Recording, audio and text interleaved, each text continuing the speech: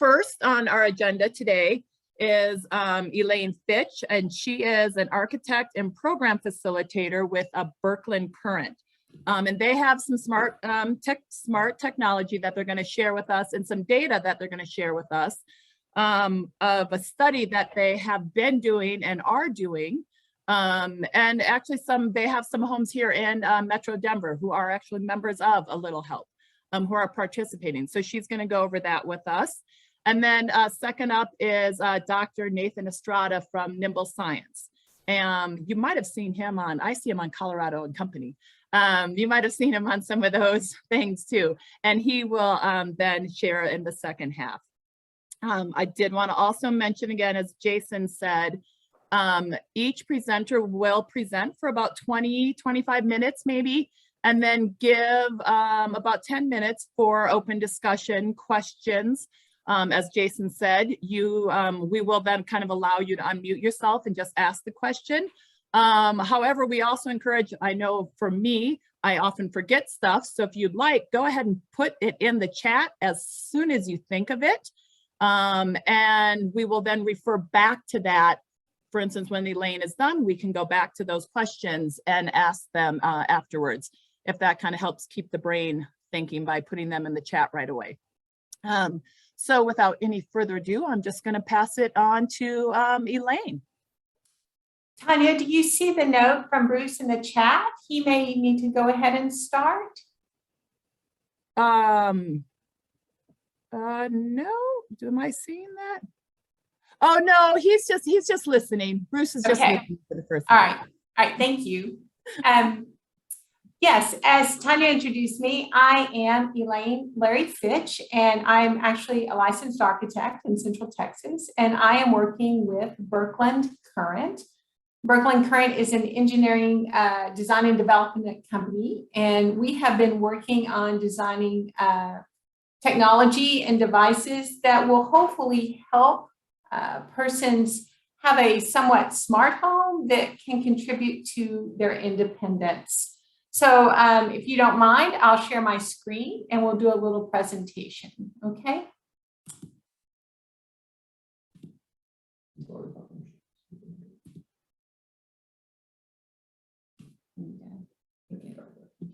Is that good? The next to the X, where there's the maximum button. Yes. No. Come to it. All right. So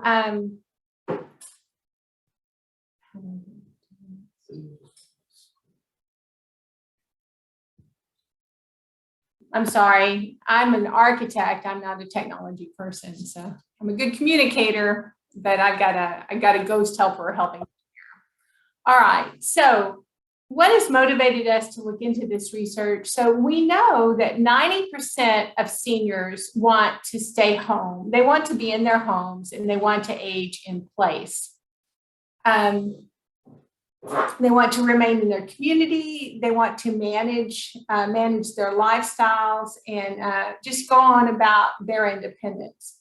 And so that's a viable concern. That's something that many people, myself, have had experiences with, and it's a little bit of a challenge on how do we do that as we age and we become more dependent on a little help, kind of like a little help does.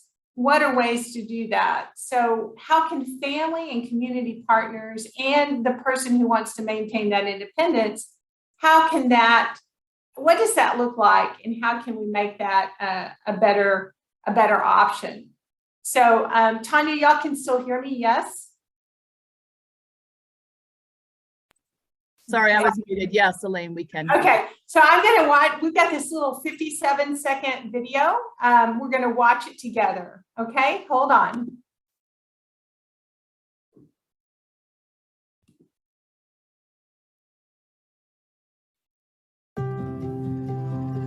Aging in place can be a challenge. Birkland Current Smart Health's mission is keeping older adults healthy at home longer. Using a series of smart home sensors, Birkland Current's patented system helps doctors, care teams, and families detect subtle changes in a senior loved one's unique behavior patterns and function.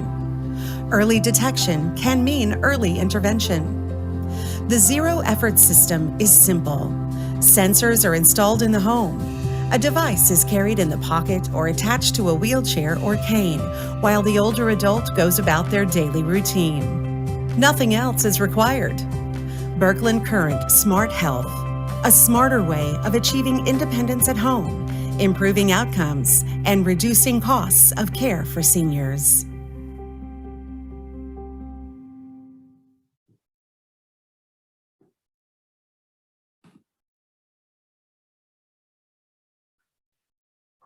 So that is a sample. That is showing how our technology is in a person's home.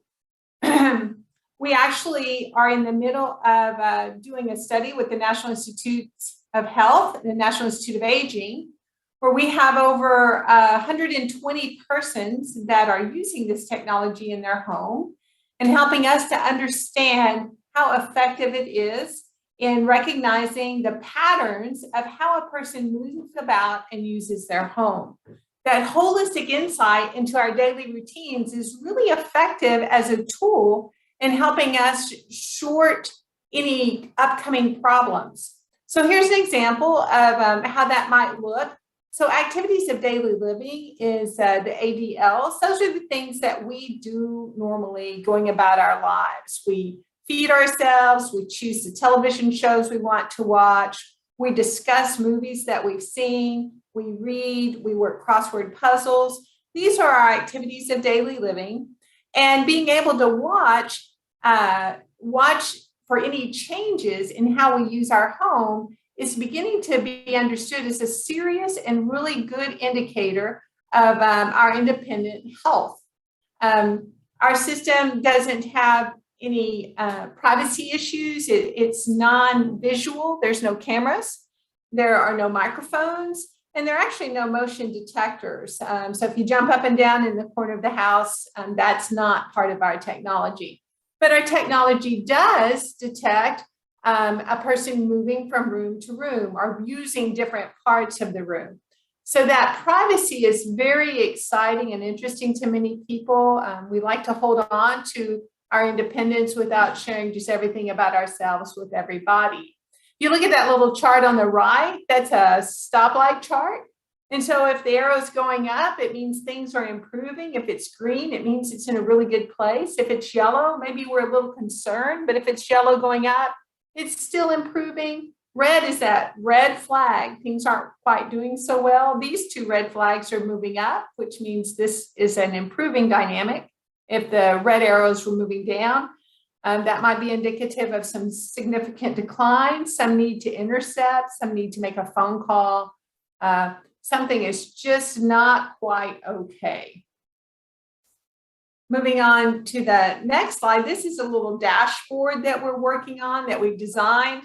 We're looking at all of the information that this system is using. This little dashboard involves a little floor plan on the lower left. This is that person's home. And those little icons are showing what that person is spending a lot of time at, what devices are being used. It's showing activity. It's showing, depending on the ADLS, it's showing indicative of really good cognitive and moving about health, or it might be indicative that there's a decline in that or that there's no activity. This little example on the upper right is a little telescope into how the time is being spent in the rooms. This was just pulled up from our chart, and this is showing, for example, that the far right arrow that during this 24-hour period, this person spent 94 minutes, an hour and a half in their den. The ADCS scores on the left, these are, this little chart is showing how you're doing with correlation to our ADLs, our activities of daily living. And it's scored a little bit. And this is showing this person had a little bit of decline over day 1, 2, and 3. Maybe they weren't feeling well. Maybe things weren't going well. Maybe they had a little stomach bug, or maybe they were a little blue, but they've improved on day 4 and 5 and leveled off on day 6 and 7. So these are little telemarkers. Our community, our caregivers, our adult children, our best friends, our spouses, our physicians, whoever is in this loop with us, they can see points of opportunity to check on somebody and see if there's decline, or if things weren't going well, they can see that improvement. Another little look at our dashboard, a little bit up close to that, that one that I was showing with you earlier about the time clock that shows that person's in that den for 90 minutes. This is indicative of our mobility. You know, they were in the laundry room for about 15 minutes. It looks like maybe the little tag was left on the table, or one of the tags was left on the table, and that's a larger on that side entry. Maybe that's a family member who carries a tag and they weren't there that day. And so this is a report of how those rooms are being used, and all sorts of information can be pulled from that and deciphered, and our artificial intelligence is very good at using that number crunching to see how a person is using their home. The study with the National Institute of Health, National Institute of Aging, basically what these 130 persons have been doing is they are showing us how does a senior citizen, in our study, the senior citizen has some cognitive challenge, how does that person use their home? That study is to help us understand maybe better ways to design homes in the future. Maybe it gives us the opportunity to improve specific appliances, specific communications. It might give us the opportunity to understand how someone like a little help could make efficient their ability to be helpers. It may also give something that gives a person's physician, if they're a part of the circle of information in this technology, there might be a reason to send a physician a red flag. Maybe if the person maybe the person's had knee surgery and their mobility starts to decline 2.5 weeks after their surgery. Maybe that physician gets that red flag, and the nurse can call and say, hey, Mrs. Johnson, we've noticed you're not being very mobile. How are you doing? What's going on? So again, I showed you this little red light, green light chart, and explained that a few moments ago, how the arrows, green, yellow, and red, but which direction they're going in, which if they're pointing up or they're pointing down is a subtle indicator of how things are going. So if we look in this bottom right corner, we see that this person is doing pretty good. There's a little bit of decline over the month, but they've come up from that yellow decline 3 weeks ago, and they've come up from that red with a little bit of improvement the last 4 days. So overall, this person's still doing pretty good, but we see that 4 days ago, we started seeing this red marker. So let's watch and see how this person's doing, or let's give them a call. And they're not being very mobile. Let's see what's going on. Whoever we are, if we're the best friend, the adult child, our sister who lives across the country, or our physician, or maybe someone who's plugged in like Little Help. Let's just check on this mobility. These are these typical alerts. We have them listed there. If the house gets too hot or gets too cold, that's indicative that something's not going on. We already talked about those changes in mobility. The lack of use of kitchen, those eating patterns changing, all of these things, sleep patterns. Maybe a person is getting restless at 2 a.m. Things just aren't working out very well. These are ways to know that things aren't doing too well. This monitoring system is going to be available to the public next year. And right now, that monitoring program we're looking at, that's costing us about $6 a day. So it's running about $150 a month for this type of system. It's something and that involves a circle of support. That involves the home and the few persons that may be getting those alerts or be part of that support community. So Sovereignty is our spinoff company with Birkland Current. They are the ones who are marketing and providing this product. You can find us on the website. You can just go to sovereignty.com on the web and find out a little bit more about it. The goal of that is absolutely about helping and to accommodate the independence for somebody to be in their home as long as they can, to extend that time and to allow somebody to enjoy the pleasance of their own environment. Okay. All right. So I'm going to take off that little video, come back and see you all. And if anyone has any questions, I would be happy to answer them or talk about anything with you. If you have anything in the chat, you're welcome to do that as well.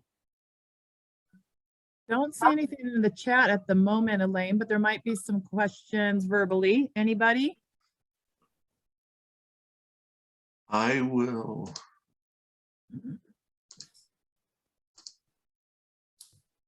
Someone spoke up. There we go. Oh, Thank you, Jason, for turning off the global mute. Right. So I do have a question. Am I understanding that these devices, the small little devices, are placed in different locations in the home or on the body of the client, but they're in, let's say it's in the bathroom. So you put one of these in what, a bathroom drawer, a cabinet, some, you know, I understand you can kind of measure water supply out of a toilet and all of that kind of stuff, but is it the location where these are at that's being measured, some kind of movement in that location? So David, in the bathroom particularly, which is very interesting, that little device that was shown in that movie is actually a float, and it simply records that the toilet is being flushed.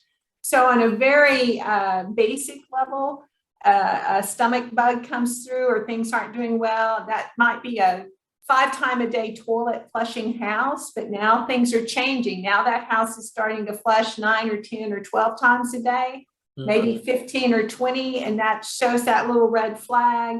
That other community support might reach out and say, hey, you know, Mr. Robinson, how are you doing? You know, things aren't doing well. Have you been eating? Are you not feeling well? That's that device. We put small devices throughout the house. I think you saw that on the little video. These go in the electric plugs. These devices are detectors that at this point, the opportunity, we have the little wearables that the lady put in her pocket. There's a lot of different ways this looks and it's looking, but just to explain your question, this is pretty fantastic. It simply tells where that wearable is in relation to these plugs in the house. And so that is our way to see how the house is being used through without being a real motion detector, without having cameras, without having audio. Thank you, Elaine. Is there any opportunity for either written or verbal input to the either to a person or to the AI system itself? You know, we can talk to our computers. We can type with our voices.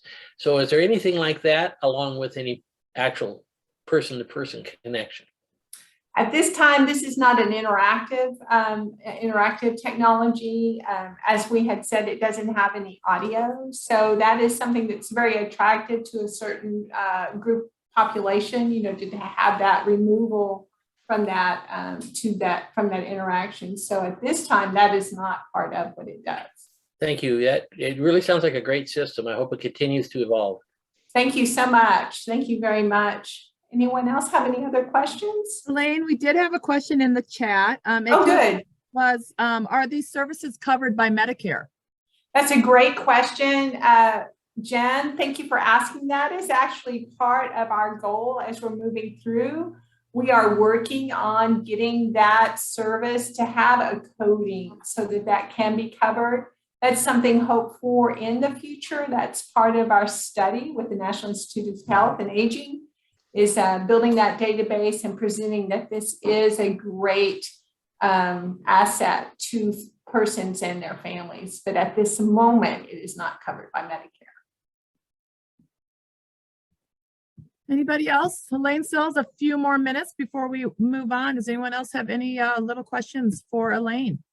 I would love to know a little bit about anyone's thoughts on that. I appreciate David saying that he thought that that looked really good. I'd love to know if people think that that's exciting, if there's a few things about it that are exciting but you're a little concerned about, or some sort of a wish like the Medicare question and David asking about interaction. That would really help me as we go forward in the next 4 or 5 minutes before my time is up. If anyone has thoughts on that, I would love for you to share them with me.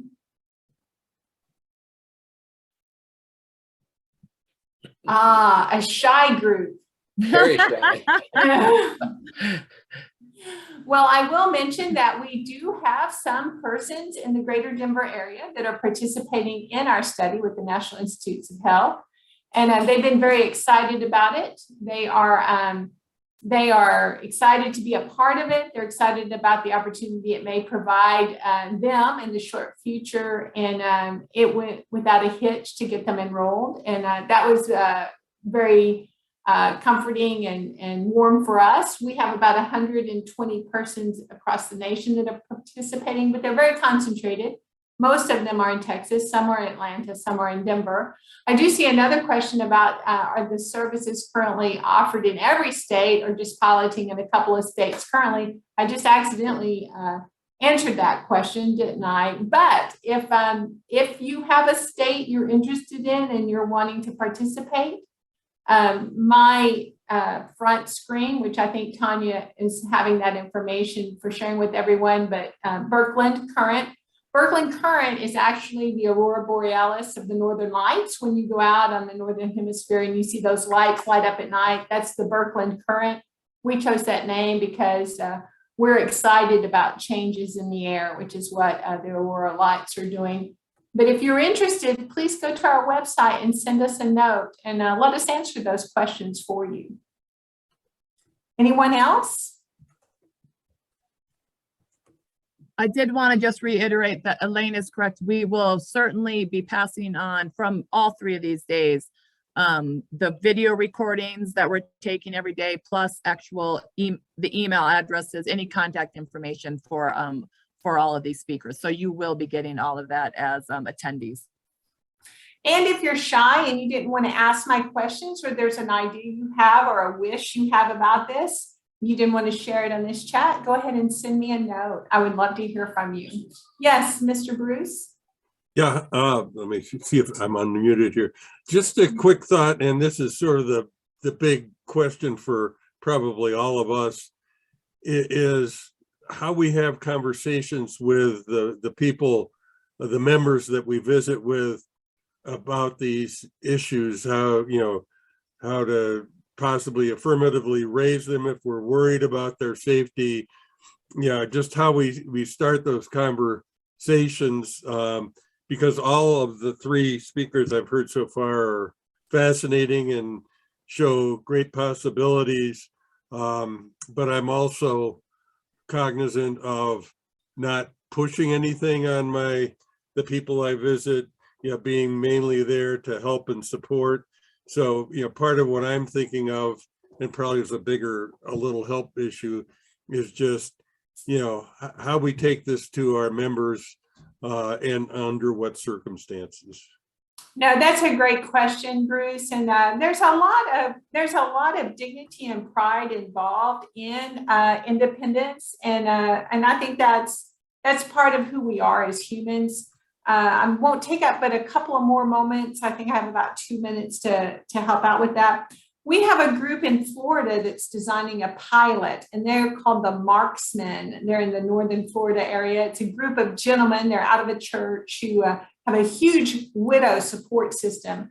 And what has happened for them is they've come along, and over the course of the past several months, or maybe the last year, they go to help these people, and they show up and the person's not answering the door. And they're in a bad spot. They've either passed out in the living room, they've passed away. And these marksmen, like you, Bruce, are like, how can we get these people to engage in this and be a part of this so that we can know they need a little help. And so we're designing that system specifically for them. I think that in your question about anybody, these people that we work with, that you work with at a little help, or our older family members, or our older friends, or our persons who are challenged, is I think as a person that it's important for them to know that I care. And that's why I want to be involved with it, because mom or great aunt, I'm going to be in this loop. I'm going to be helping with this information. It's going to come to human me.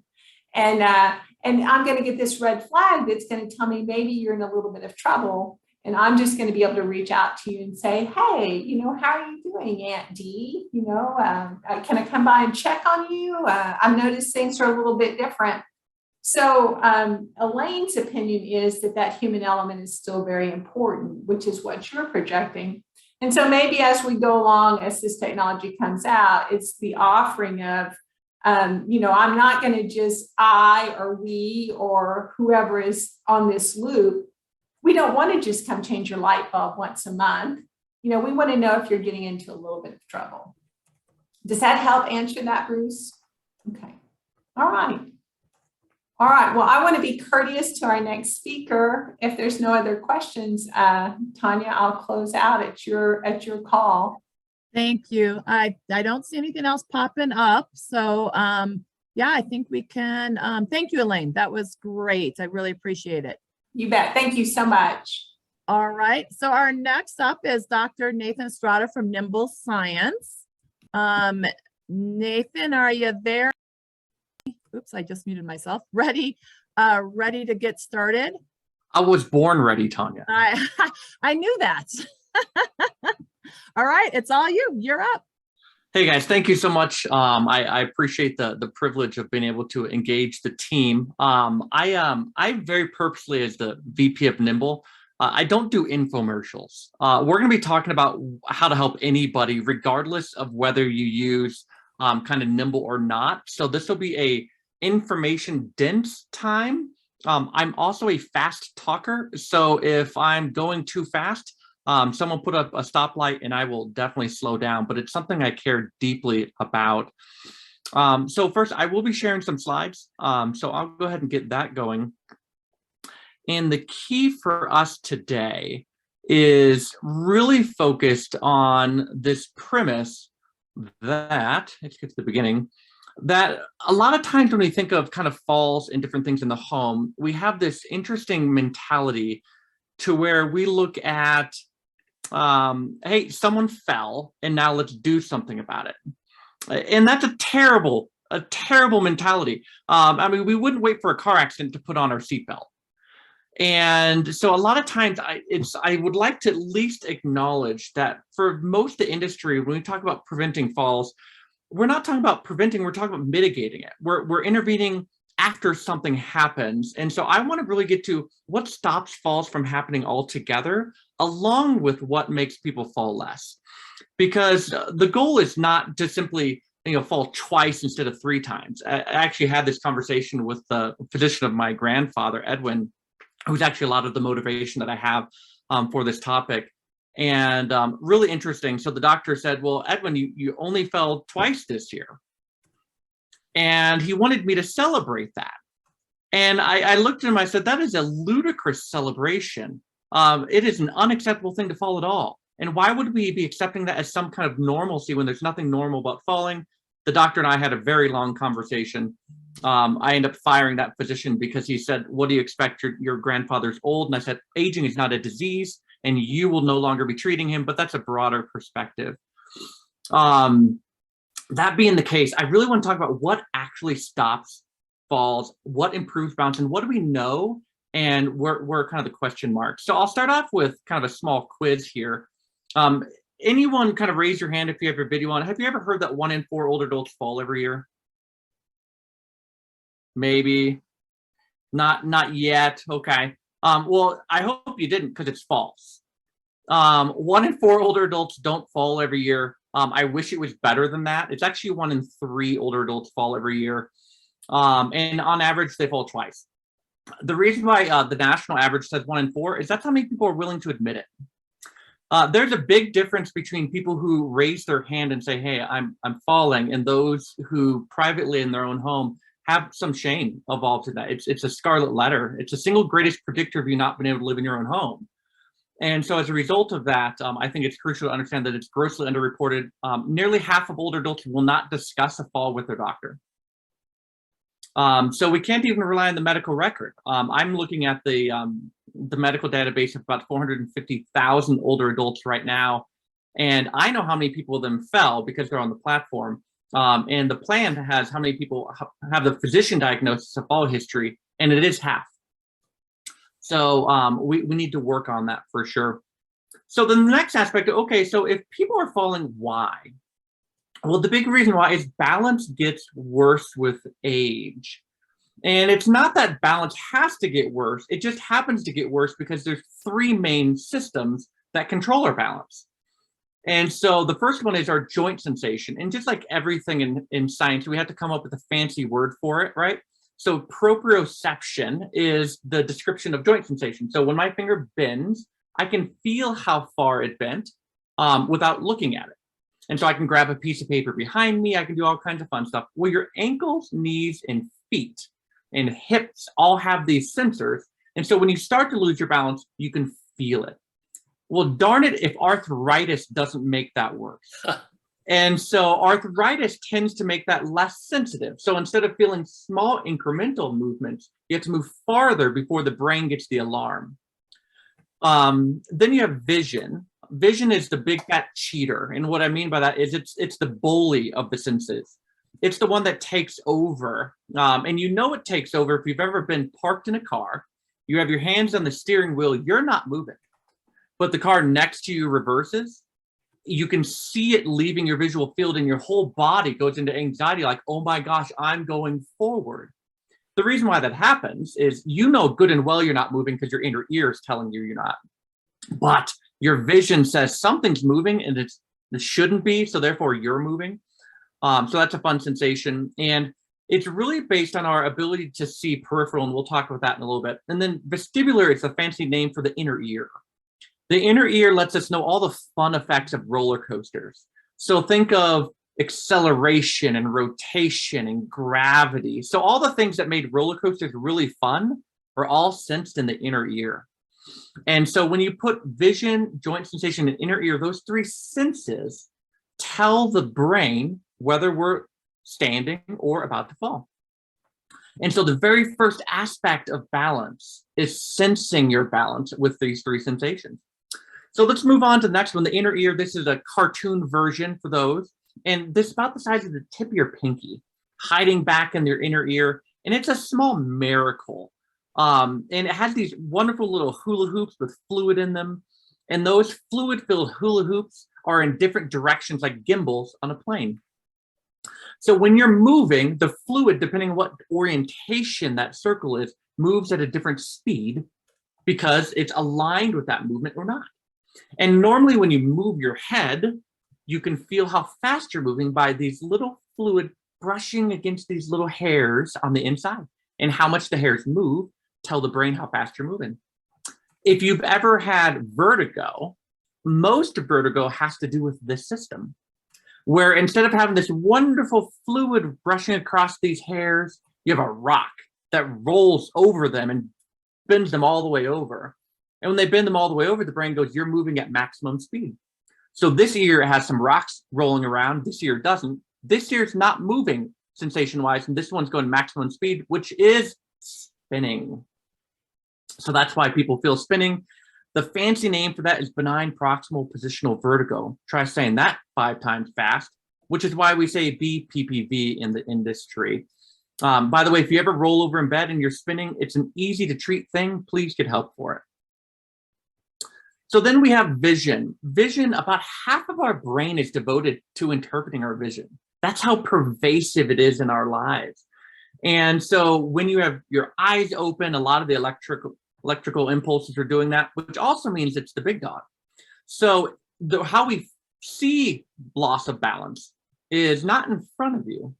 So if I fall into my computer, well, David Reed's head gets a little bit bigger, but not a lot.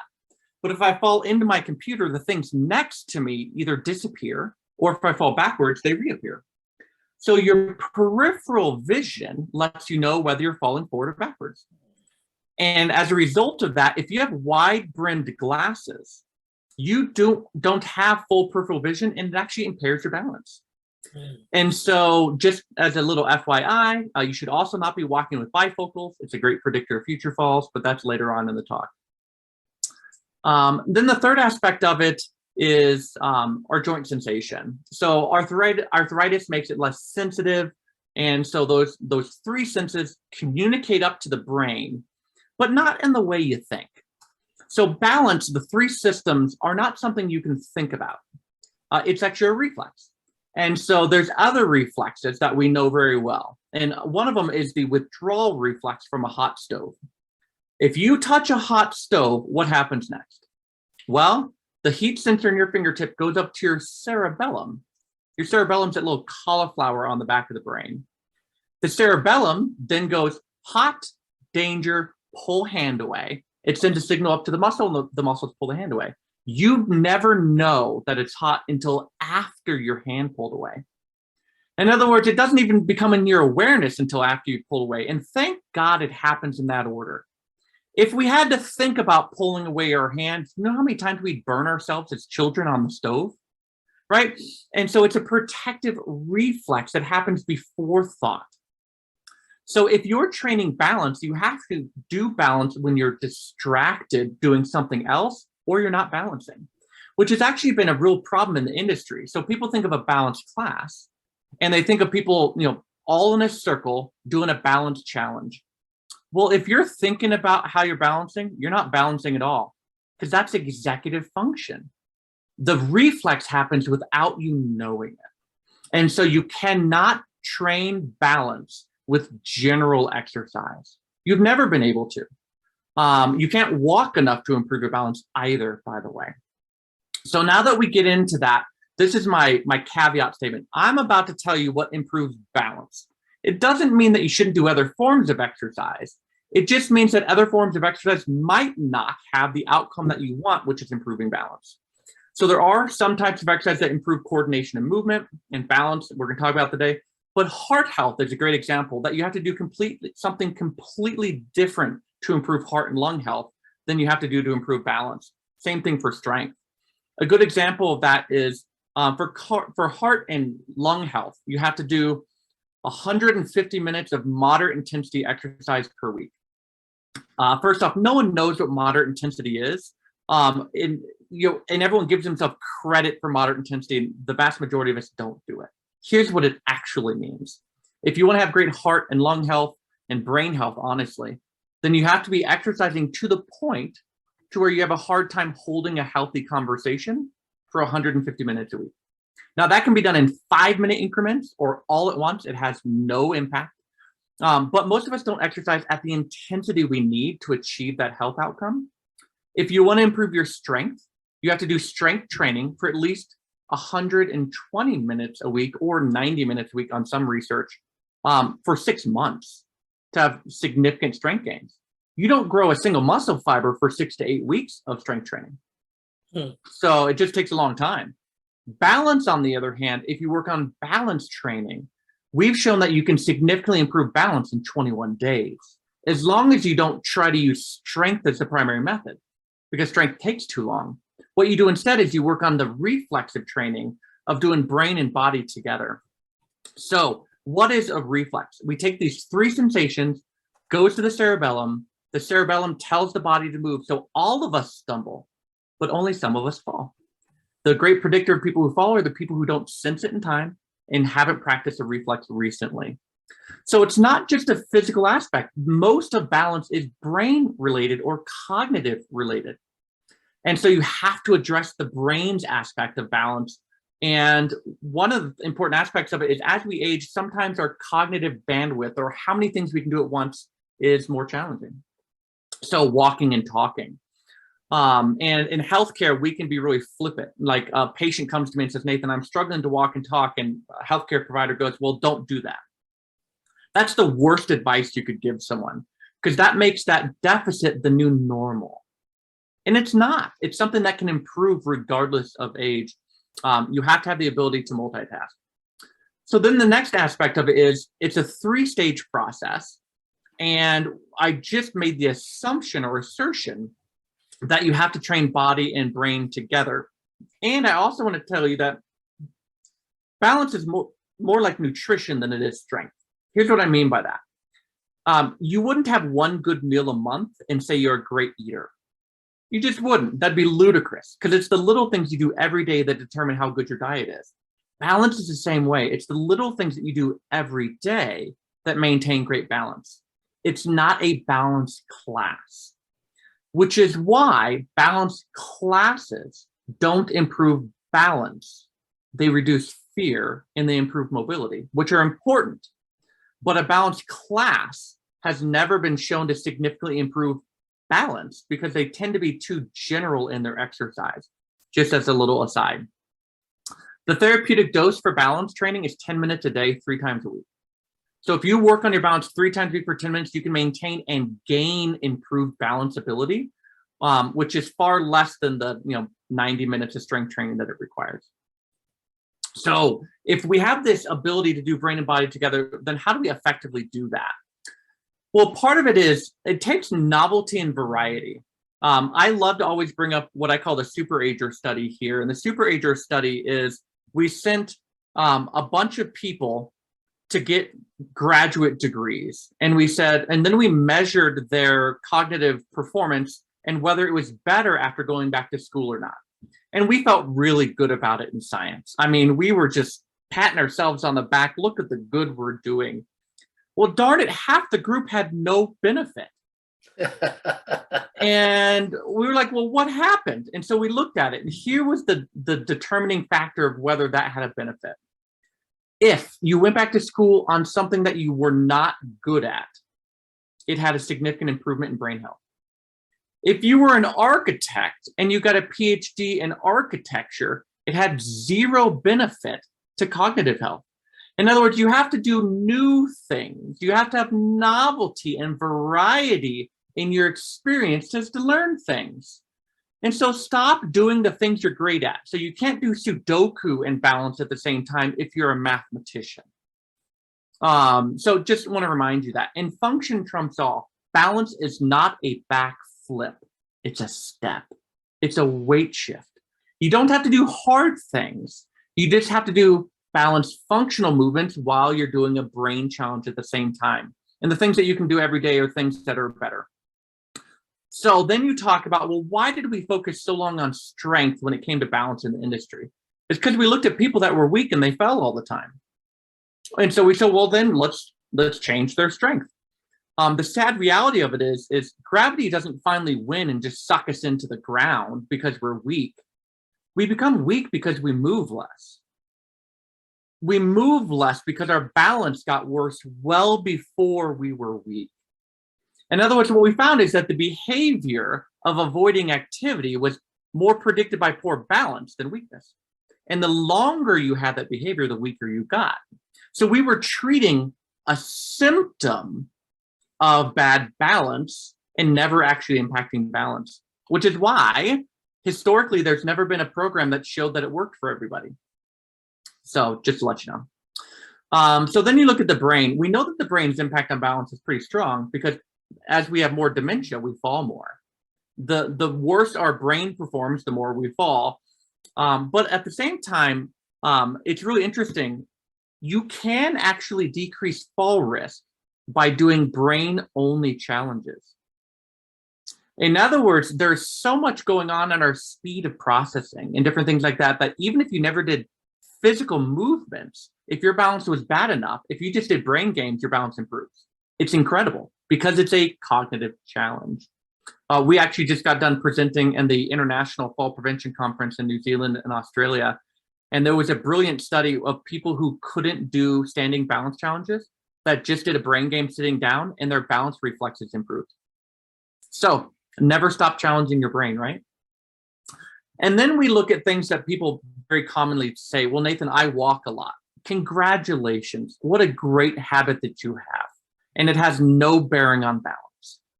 Okay. You cannot walk your way through balance. And there's a bunch of reasons for that. Number one, people tend to walk the same path all the time. It's not novel and it's not variety. And they don't have enough cognitive challenges during that walk to force them to use their reflex. So anyway, just a little FYI. So how do we train the reflex? Here's what we know works. If you can challenge your brain enough that you can no longer think about what your ankles, knees, and hips are doing, you are currently balancing. If you're doing something and you think about how you're moving, you're overriding your balance reflex, and that no longer becomes balance. Okay, so that's the delimiting factor, is you have to be so distracted that your cerebellum goes, fine, I'll take over, and it does the job for you. You cannot choose it to do so. So what we do at Nymbl is, in physical therapy is brilliant to improve balance, by the way. I've been really good at improving balance in my patients for years. Do you know what's really bad at improving balance? The stupid home exercise program we give people. And the reason why that doesn't improve balance is, in my clinic, I am the most distracting person you ever met, because I never shut up. And so you're exercising and you're trying to pay attention to me, and that's balance. You get home and now you're just moving. And it pulled, or that cognitive distraction didn't follow it, which is why PT is great at improving balance and home exercise program declines. And then we see people again, and that's that roller coaster of healthcare, which is not healthcare. That's actually just monetizing older adults. I have a whole nother talk on that one. So we decided that what if we could give people a brain game on a smart device, phone or tablet, while they're doing simple movements, and replicate that methodology in the home. And darn it if it doesn't work really well. And by the way, we are the world's foremost balance training program. We're the only program that's been validated to improve balance. That's not bad, right? We're the only program in the world that's been shown to decrease fall-related injuries by 35%. We did that in the country of New Zealand. We also decreased fall-related emergency calls by 35% in Arvada, Colorado. Half the people who start off the program have a clinical meaningful benefit, and they don't do anything more challenging than simple functional movements, because we guide them through how to do that. So the key for me is creating programs that work don't matter unless people love them, right? In other words, Tai Chi is a brilliant program to improve balance that I can't get anyone to do. There's some people that love it, and that some people are 2% of the population. By the way, only 8% of the population will leave their home at all for any wellness offering. So if you have something in the community to help someone's balance, 92% of older adults won't even think about going, which is why we intervene in the home, because that's where people want intervention. Also, there's a psychological trigger. We don't let anything get longer than 10 minutes, because dang it, if I make it 11 minutes, David Reed has an emotional response of going, man, this is too long. There's a psychological trigger that we believe that anything less than 10 minutes is something I can easily do every day. And it took us a while to get there. 88% of older adults in our clinical trial said they could easily fit Nymbl in their daily routine. And it's the daily routine that makes balance. So I always tell people, I don't care whether you do Nymbl or not. I care that your balance improves and people's fall risk reduce. So what's the right fit for you? If you love Tai Chi, go. If you love matter of balance and stepping on, go to those programs. If you want to exercise in your own home, we're the only program in the world that works. So that being said, what's the right fit? If you like it and it's entertaining, you'll do it, and that's all I care about. We need 400 fall prevention programs, not one. We need something that meets everyone's expectations. And we all have different joys in life. So this is the only really Nymbl symbol-centric page. What Nymbl is it's a smart device program for phones and tablets, Apple or Android. So most things, and by the way, Colorado older adults, 85% of older adults have it in their home. And 95% of those who have it use it daily. So the days of Aunt Edna not being able to text me are over. Number two is we address physical balance using dual task balance training, and we help people make better healthcare decisions doing something called cognitive behavioral training. What that means is we help people understand how to achieve the value in healthcare to decrease their risk, how to have effective conversations about fall risk with their doctor, get your vision checked, have your medications reconciled, work on your environment, right? All those different things decrease fall risk because you have to do more than one thing to truly manage it. It's not like you can just improve someone's balance and then falls go away, because there's other risk factors that you have to manage as well. So in Colorado, in Denver, I'm a fully covered benefit, full stop. So the Denver Regional Council of Governments covers the cost of Nymbl for everybody in the Denver metro area.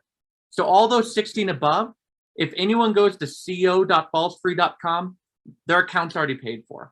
They don't even have to do that. If they just download Nymbl training, they can enroll right now, and anyone in the 8 counties of the Denver metro area can freely make an account. We already have 11,000 older adults doing balance training in the last 9 months alone, which, by the way, is still more than the rest of the country combined. Now, I don't know whether to cry or to laugh about that, because that means that the rest of the country is doing really poorly. We need to do far more for our older adults. So now I have maybe 2 minutes to go through some other stuff, and then I'll get to take some questions. First off, this is a deep dive, not a deep dive, it's a quick overview of what works and what doesn't. I put them in gold bars for you so that you could associate value. Fall prevention, doing a balance class. If it's balance training, and there's only a few that actually do that, has been shown to be gold standard. Multiple randomized controlled trials say it works. Thinking about your movement, not so much. That's what volitional step training is. So if you're thinking about stepping or doing your movement, it doesn't help balance. Home safety modifications help, but the greatest determinant of whether adding grab bars helps someone is if someone taught them how to use it. In other words, occupational therapist doing that with you is what makes that beneficial. Getting your first cataract removed, we know that helps. Not wearing bifocals when you move, we know that helps. Having your medication reconciled, we know that helps. If you have foot problems, get it fixed. The next ones are removing psychoactive medications. In other words, there are some medications that we should no longer be taking in our 80s because their medication side effects get too hard. And we should always be doing multiple factors of risk, not just one. In other words, don't just do balance training, also talk to your doctor. And then some of the other things, I'll go ahead and stop there. It is such a pleasure to engage you. I love the topic. I'm a smorgasbord of useless information, would love to take questions. I think folks can unmute themselves. Jason, if people wanted to unmute, can they? We should be able to unmute ourselves. Yep. I will answer. Tanya, I was sorry, going to answer the chat real quick. Yeah, I was just going to say, go ahead and answer. Thanks. So Denver is actually the most innovative older adult AAA region. They're the first that actually adopted our platform for the whole region. I'm normally covered by Medicare Advantage plans. So I have partners in 8 major Medicare Advantage plans. And but right now, the only geographical region that's covered is actually Denver. I currently have a proposal to make Nymbl statewide. But I might be blocked by the State Unit on Aging because State Unit on Aging refuses to do anything at a state level. They believe in regional control, and there's 16 regions in Colorado, and they say if each region wants to do it, then we'll do it. These slides aren't available, but I'll give them to you guys anyway. Okay, and we are recording this, so they'll have it. Cheryl did ask them, are there other states that Nymbl can be accessed and used then? Yeah, so Nymbl is, I have partners in 4 countries and in most of the United States, but it's not statewide. It depends on what insurance carrier you have. So for instance, some of my larger partners are Humana, Blue Shield. And so just depending on what state that they have their fall risk in, we intervene on. But no, geographical, Denver metro area.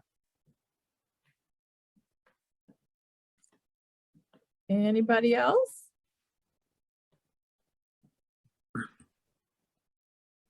We'll give them a second, Nathan, see if anyone get some courage up or Oh, not a problem.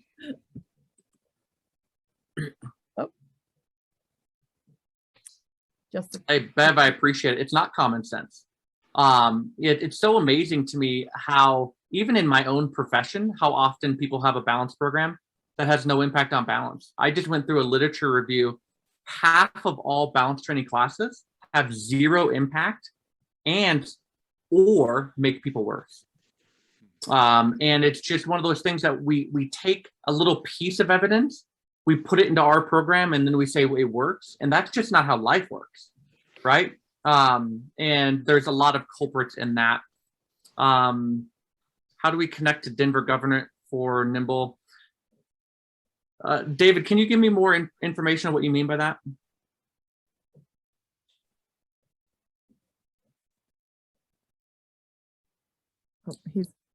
I'll just unmute myself. So what I'm going to say is our ask is, you mentioned Denver regional government covering Nymbl, the cost thereof. And so who at or what department do we connect with? I mean, there's a little help is going to provide a lot of help. But at the Denver regional government, since they're already doing this, who could we refer people to acquire your assistance? Oh, Nymbl, anyone can actually enroll anytime. So if they go to co.fallsfree.com or just download Nymbl training, they can create a program and their enrollment immediately right now. So as a result of that, there is no gatekeeper. David, right now, if you live in the Denver metro counties and you download Nymbl training, it's fully covered. We will not allow an older adult to pay for Nymbl. It is part of our company value. We believe that that's punitive. If an insurance company saves $16,000 by avoiding a fall-related medical claim, they should be paying for preventative services. So if I understand correctly, I download the app or I go to nymbl.com. Yeah. I sign up. You go, oh, look, that zip code. That Yes. person lives in the Denver metro area. They're an older person, no cost. Correct. Am I right? And we will never allow an older adult to pay for it. Any older adult in the country? Yeah, so that's the whole thing, is we don't allow older adults to pay. Denver Metro is covered. We are working on broad availability at a national level. It's hard. Also, wherever you're available, wherever we're available, older correct. adults. Okay. Because we don't allow people to buy Nymbl on an individual basis. Oh, interesting. Yeah.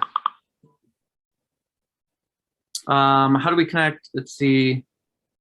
Folks who might be covered for insurance. You know, insurance, if you're covered by insurance, you already know, because Nymbl communicates with our people all the time. Alpha, you have a question?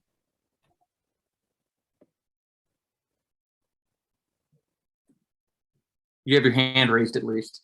Yeah, I do it every day. I've done it for about 2 weeks, and my only concern is the silhouette that you get before you proceed to, you know, either games or trivia or math or whatever, or memory, is that silhouette looks so flat.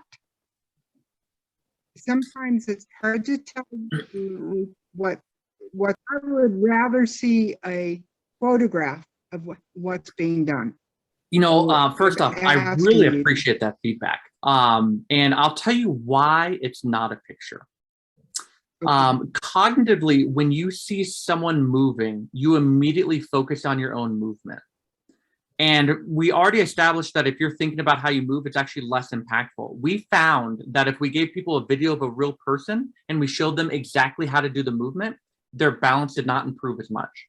We need people to move in whatever way they naturally move, which is frustrating on the user side because we don't give a lot of guidance. We say, kind of do this something like this. Because you know, when you're doing something like that, you know who's controlling that? Your cerebellum.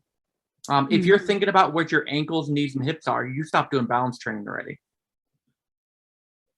Okay. But it is I frustrating because we don't explain that very well. Which is, by the way, the new version is going to fix that. You're just a wonderful recipient of a slightly lesser experience. I'm a test subject. Okay, thank you. Well, you're one of 40,000 test subjects. We're constantly improving. One of the things that I've been really trying to do is we got to tell people why.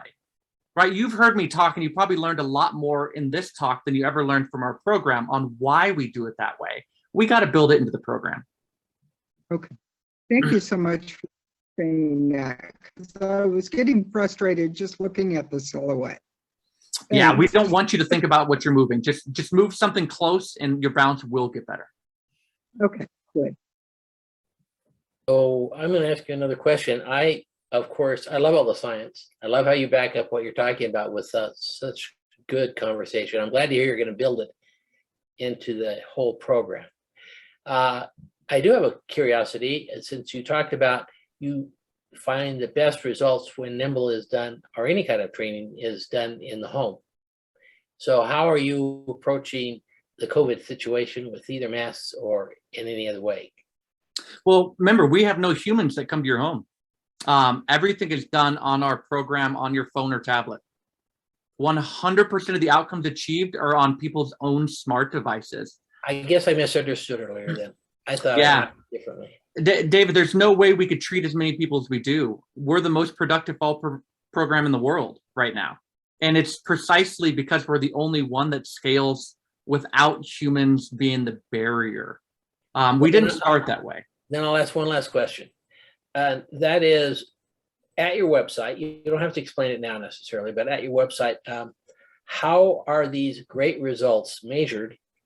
And I believe the results are real. I really have no doubt about that. But nonetheless, how are they measured, and how do you share with the public how they're measured so that we could have that much more confidence?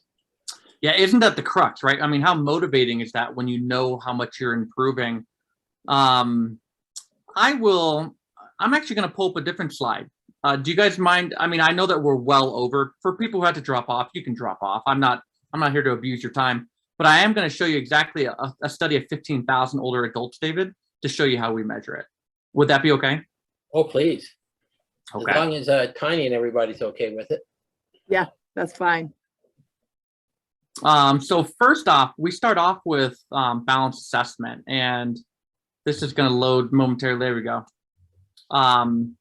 So we just did a study of 15,000 older adults. It's the largest fall prevention study outside of a hospital system in the world. We only needed 3,000 to power the study. For the nerds on the call, that just simply means for it to be significant.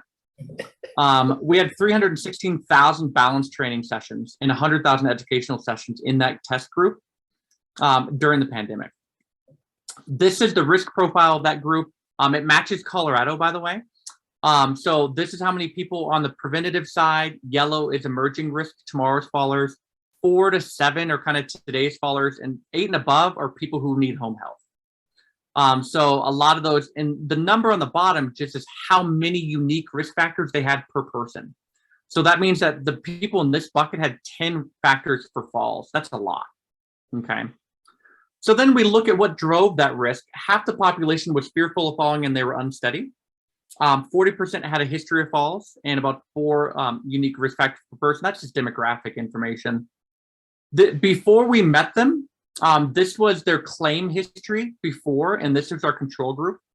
And then this delta here simply means that people that did Nymbl needed Nymbl more than a normal individual.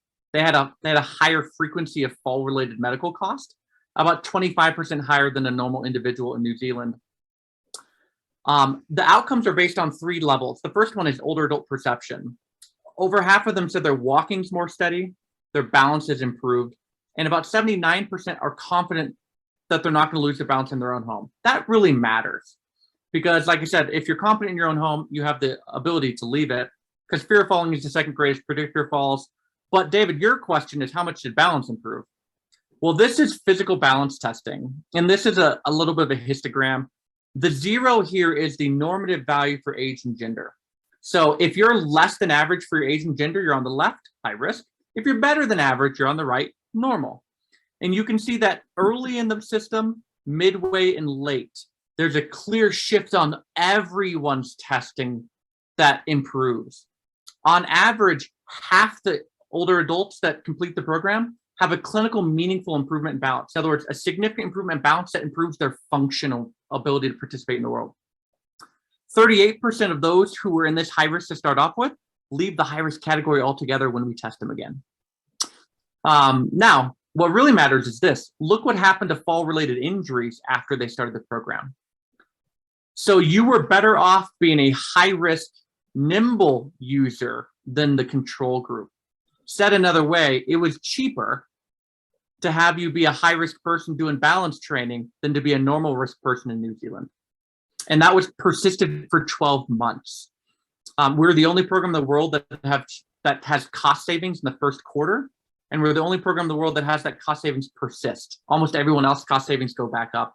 And we're still healthier in our group than the rest of the country. Okay, I see that you do a lot of studies.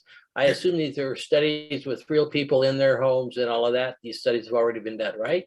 The New Zealand is only people in their own home, on their own smart devices, and they all elected to participate because that's something they wanted to do. So these are all New Zealanders. Yeah, that's the New Zealand study. In the United States, most of my studies are senior living and like Arvada Fire, stuff like that. Okay, that's fine. It's just great that you're doing it. Well, you And have to great that show get- things that work. Yeah. David, before we came around, do you know what the measure of performance was? Someone showed up.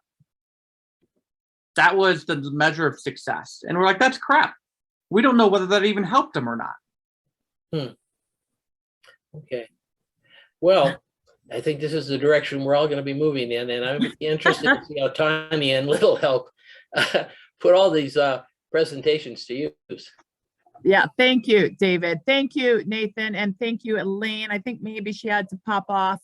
And to all of our viewers, again, remember tomorrow is our third and last part of this series. We will have another technology company join us, Safe Anna, and then we will also have a physical physical therapist joining us as well tomorrow. So I hope you will tune in again tomorrow. As I mentioned earlier, and Nathan mentioned he would help share slides. I will get little web links. We will get everything out to